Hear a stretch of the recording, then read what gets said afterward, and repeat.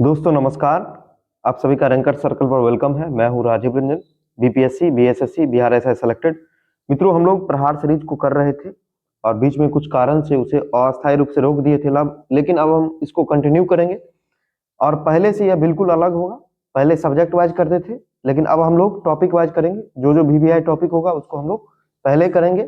साथ ही इसका पीडीएफ और क्विज भी करवाएंगे और वो टेलीग्राम पर होगा। जो लोग नहीं जुड़े हैं जुड़ जाइए, ठीक है दोस्तों। और ये जो वीडियो होगा ये हम कोशिश करेंगे कि सप्ताह में आपको 3-4 जो है ऐसे इंपोर्टेंट टॉपिक दें और उसका जो है वो एक दिन में एक टॉपिक को पूरी तरह से खलास कर दें, ठीक है। तो मित्रों, तो आइए हम इस वीडियो को शुरू करते हैं। दोस्तों, आज का जो वीडियो है वो है वन सर्वे का जो रिपोर्ट आया है लेटेस्ट वाला, उस पर ये है। तो देखिए, इससे बहुत सारे प्रश्न बनते हैं और अभी अगले 2 साल तक जो भी एग्जाम होगा, चाहे वह बीएसएससी का हो, बिहार एसआई का हो, बिहार दरोगा का हो, बिहार पुलिस का हो, रेलवे का हो या टीआरई का हो, तो सबके लिए बहुत ही इंपॉर्टेंट है।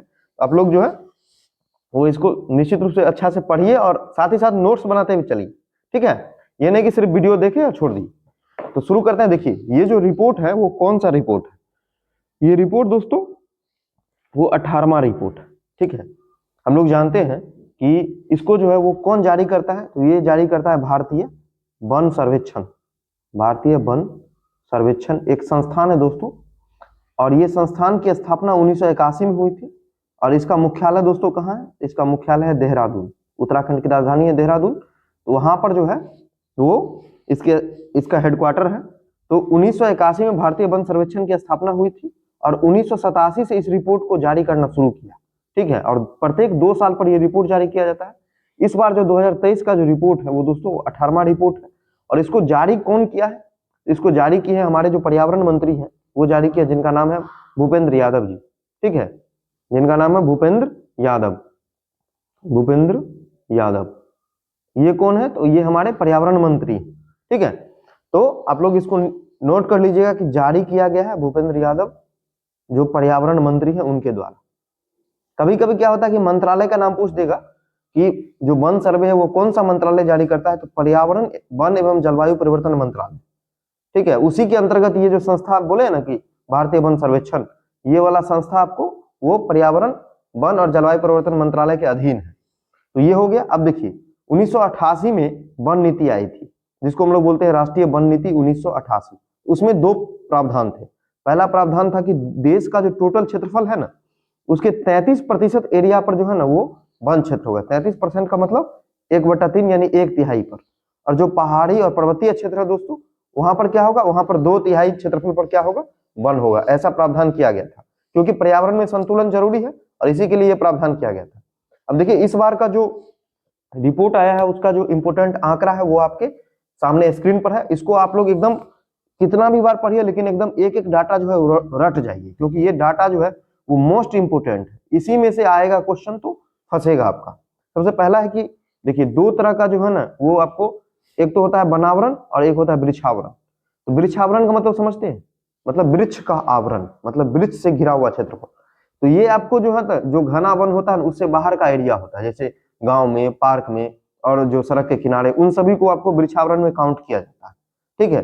और जो वनावरण होता है वो घना क्षेत्र होता है, ठीक है, जहां पर घना वन होता है, ठीक है, सघन वन होता है, उस तरह का क्षेत्रफल होता है। तो आप लोग एकदम अनुमान लगा लीजिए कि वृक्षावरण एक तरह से फैला हुआ क्षेत्र है, तो वृक्षावरण निश्चित रूप से कम होगा और वनावरण ज्यादा होगा।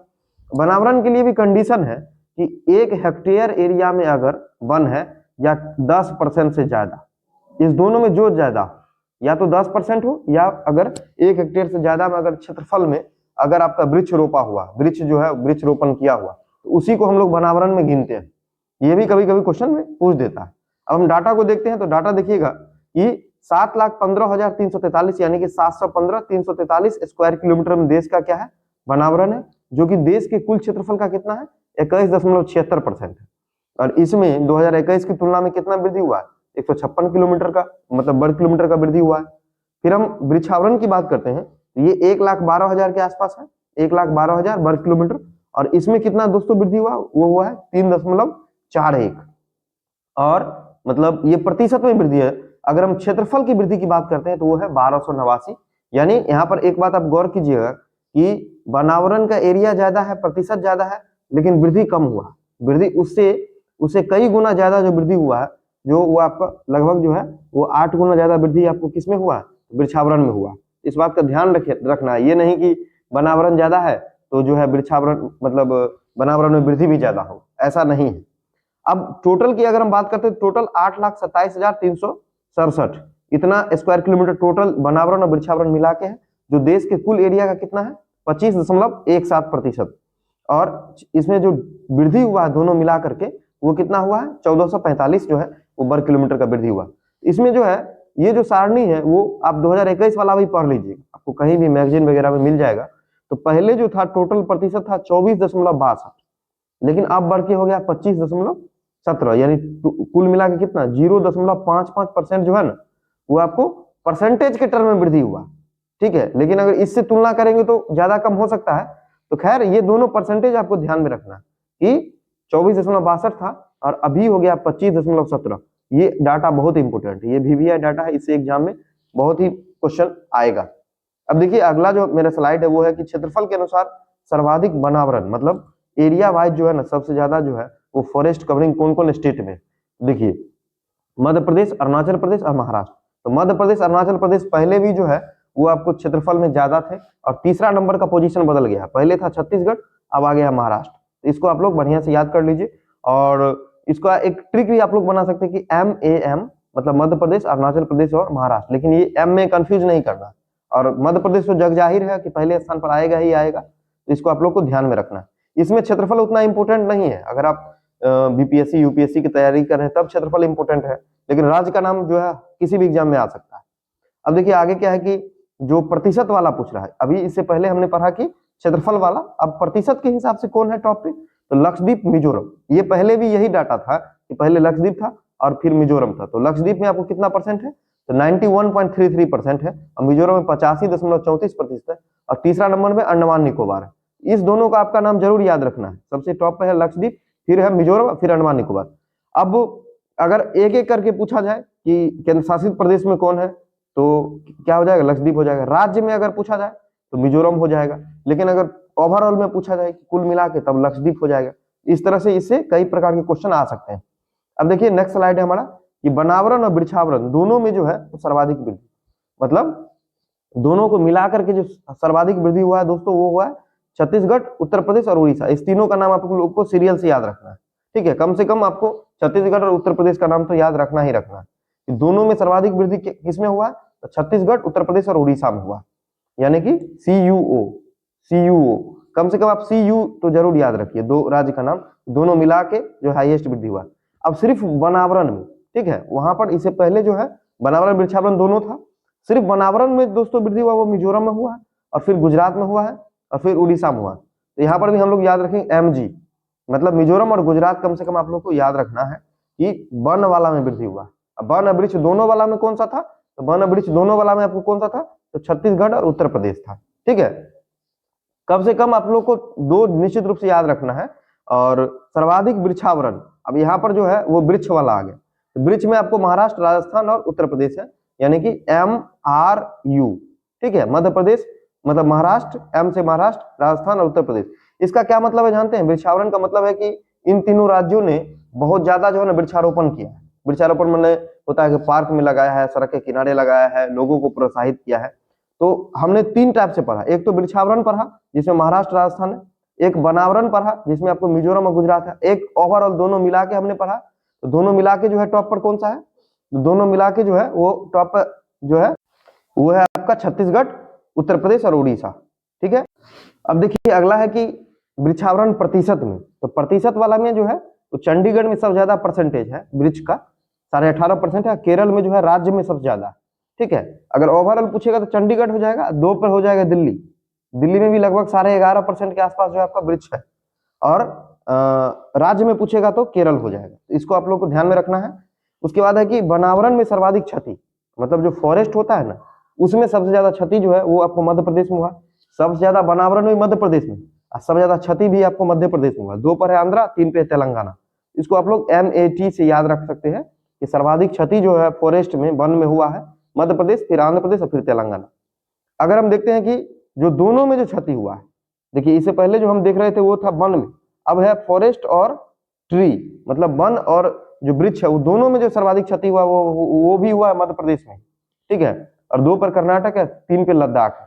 इसी में क्वेश्चन ट्विस्ट करके पूछ देगा कि सबसे ज्यादा वनावरण और वृक्षावरण में क्षति कहाँ हुआ है, तो लद्दाख में हुआ है। केंद्र शासित प्रदेश अगर नाम दे दिया जाए तब लद्दाख हो जाएगा, लेकिन अगर ओवरऑल दे दिया जाए तो मध्य प्रदेश हो जाए। तो ट्विस्ट करके कभी कभी क्या होता है ना कि राज्य, केंद्र शासित प्रदेश, ये सब भी उसमें डाल के पूछता है। तो ओवरऑल मध्य प्रदेश, राज्य में मध्य प्रदेश और केंद्र शासित प्रदेश में लद्दाख है, जो वनावरण और वृक्षावरण दोनों क्षति में। और सिर्फ अगर वनावरण पूछा जाए उसमें भी मध्य प्रदेश में सर्वाधिक क्षति हुई, ठीक है। उसके बाद कुछ और इंपोर्टेंट फैक्ट है। सबसे पहला जो है, जो मैंग्रोव वनस्पति के बारे में आप लोग जानते होंगे, जो बंगाल की खाड़ी में, बंगाल की खाड़ी के पास, गुजरात के तट के पास, अंडमान निकोबार में पाया जाता है। तो मैंग्रोव का एरिया इस बार कितना रहा है, 4992 जो है स्क्वायर किलोमीटर रहा है। और आप लोग जान जाइए कि मैंग्रोव सबसे ज्यादा हमेशा बंगाल में, गुजरात और अंडमान निकोबार, ठीक है, तो इसमें पाया जाता है सबसे ज्यादा मैंग्रोव। तो बंगाल का नाम कम से कम आप लोग याद रखिएगा, जहां सुंदरबन का डेल्टा, वहां पर मैंग्रोव सबसे ज्यादा पाया जाता है। उसके बाद देखिए 33% से अधिक जो वनावरण है 19 राज्यों में। और ये डाटा जो है, ये थोड़ा सा रॉन्ग है, यहाँ पर आपको होगा 75% से ज्यादा जो है, 75% से ज्यादा जो होता है वो आपको 8 राज्यों में, जो नॉर्थ ईस्ट के राज्य है ना, उनमें आपको 75% से ज्यादा जो है वो आपको जो है क्या है, तो वनावरण है। ये क्वेश्चन आ सकता है कि कितने राज्यों में 75% से ज्यादा है, 8 राज्यों में। 33% से ज्यादा जो राष्ट्रीय वन नीति का लक्ष्य है वो है आपको 19 राज्यों में। और कुल कार्बन स्टॉक जो होता है ना, वो 7285 मिलियन टन हो जाता है, ठीक है। और इसमें कितना वृद्धि हुआ है, तो 81.5 मिलियन टन का वृद्धि हुआ है। अब वृक्ष निधि 6430 मिलियन घन मीटर। ये सारे इंपोर्टेंट फैक्ट है जिसके बारे में आप लोग को ध्यान रखना है। अब देखिए इंटरनेशनल जो होता है ना, इंटरनेशनल जो है global forest resource assessment report आता है, ठीक है। ऐसा नहीं है कि सिर्फ भारत में ही आता है, global forest resource assessment report, ठीक है। ये जारी किया जाता है इंटरनेशनल लेवल पर। ये कौन जारी करता है, FAO जारी करता है, फूड एंड एग्रीकल्चर ऑर्गेनाइजेशन जारी करता है, जिसका स्थापना 1945 में हुआ था। इसका हेडक्वार्टर जो है दोस्तों वो रोम में है, इटली की राजधानी रोम में है। ये जो लेटेस्ट वाला रिपोर्ट आया है ना, वो आया है आपको 2020 में। इस रिपोर्ट की कुछ खास बात है। इस रिपोर्ट में ये कहा गया है कि जो सबसे ज्यादा जो फॉरेस्ट है, यानी वन एरिया में, वन क्षेत्रफल जो है, वो दुनिया में सबसे ज्यादा कहाँ पर, तो दुनिया में कम से कम 3 देश का नाम आप लोग याद रखिएगा। 1 नंबर पे आपको है रसिया यानी कि रूस, ठीक है। 2 नंबर पे दोस्तों ब्राजील है, और 3 नंबर पे दोस्तों है वो आपको कनाडा, ठीक है। तो हम इसको ट्रिक से याद किए हुए RBK यानी रसिया, ब्राजील और कनाडा जो होता है वो आपको वन क्षेत्रफल में जो है वो अभी तक दुनिया में सबसे टॉप। और वन क्षेत्रफल में भारत का स्थान दोस्तों 10वां है। ये भी बात याद रखिए, पूरे दुनिया में जो है ना, वो वन क्षेत्रफल में भारत का स्थान क्या है, तो 10वां है। ये आपको FAO का रिपोर्ट है।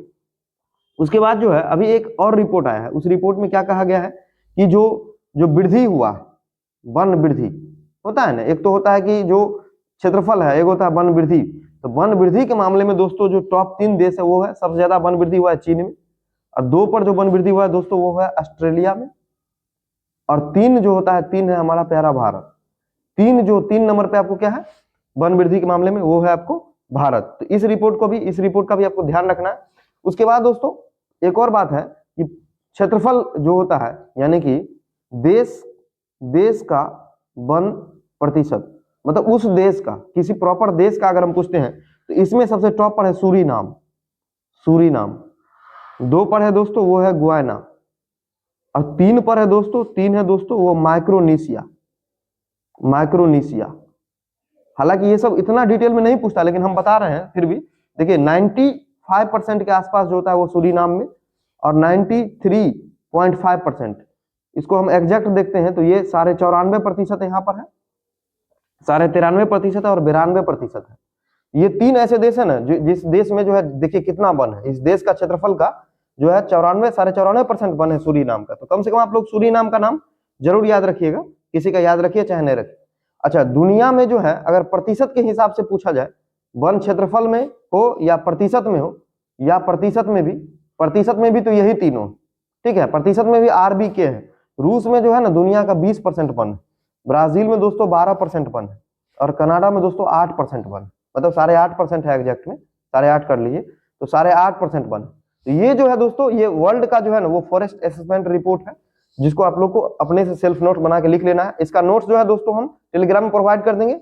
आज का लेक्चर कैसा लगा आप लोग जो है निश्चित रूप से कमेंट कीजिए। ठीक है, कि कम समय मैंने इस वीडियो से आप लोग को कैसे जो है वो पढ़ाया, और इसके बाद अगर आप लोग का रिस्पांस अगर बेहतर रहता है तो हम आगे भी जो है इस तरह की वीडियो लाएंगे, और एक एक करके जो है जितना भी जो संभावित जो क्वेश्चन, जो प्रभावित टॉपिक, उस सबको हम लोग करवा देंगे। तो ठीक है।